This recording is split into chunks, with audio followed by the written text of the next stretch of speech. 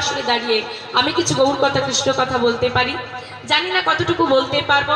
তার মধ্যে থাকবে অসংখ্য ভুল ত্রুটি। লীলা পরিবেশনার্থে আমি যদি কোনো ভুল ত্রুটি করে থাকি, ভুল ত্রুটি অবশ্যই হবে বাবা। তাই যদি কোনো বাবাদের চরণে অপরাধ করে থাকি, মনে ব্যথা দিয়ে থাকি, অন্যায় করে থাকি, ভুল কথা বলে থাকি, আমায় নিজ গৃহের সন্তান সম মনে করে ক্ষমা করে দেবেন। শ্রী গুরু নিতাই গৌর সুদানাথ প্রেমানন্দে হরি হরি। শাস্ত্রে বললেন প্রীতি যথায়িত বিষ্ণুতে তং যততে মুখই দাপরি পরিচর্যাং কলৌত হরি নাম সংকীর্তনা। কৃতি যথায়িত বিষ্ণু, সত্য যুগে সাধনা হচ্ছে ধ্যান, ত্রেতা যুগে যাগযজ্ঞ, দ্বাপর যুগে পূজা পরিচর্যা এবং কলি যুগে হরিনাম। এক বছরের মধ্যে এই বাবার মন্দিরে আমার দুবার আসা হয়ে গেল।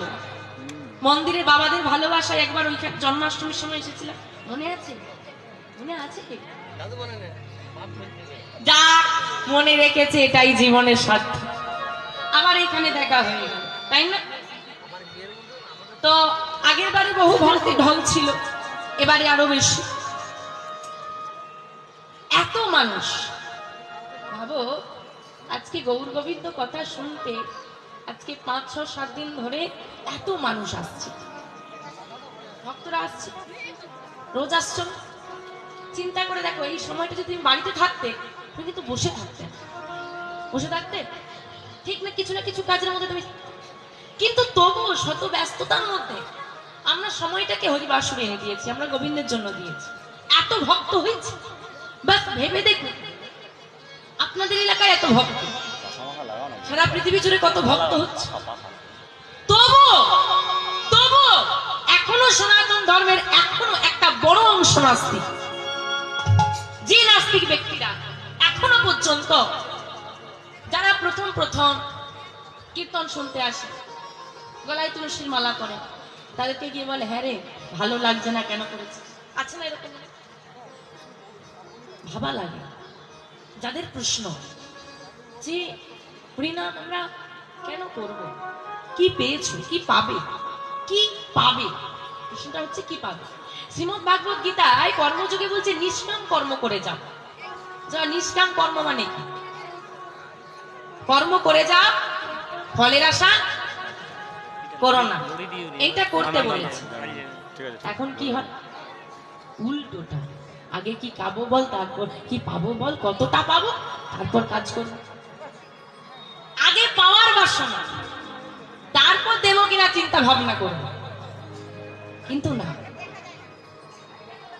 যদি আমরা হরিনাম করার ক্ষেত্রে বলি হরিনাম কেন করব, যদি তুমি তাই বলো আগে কি পাবো বলো তারপর করব, আরে ভাই কি পাওনি সেটা বলো।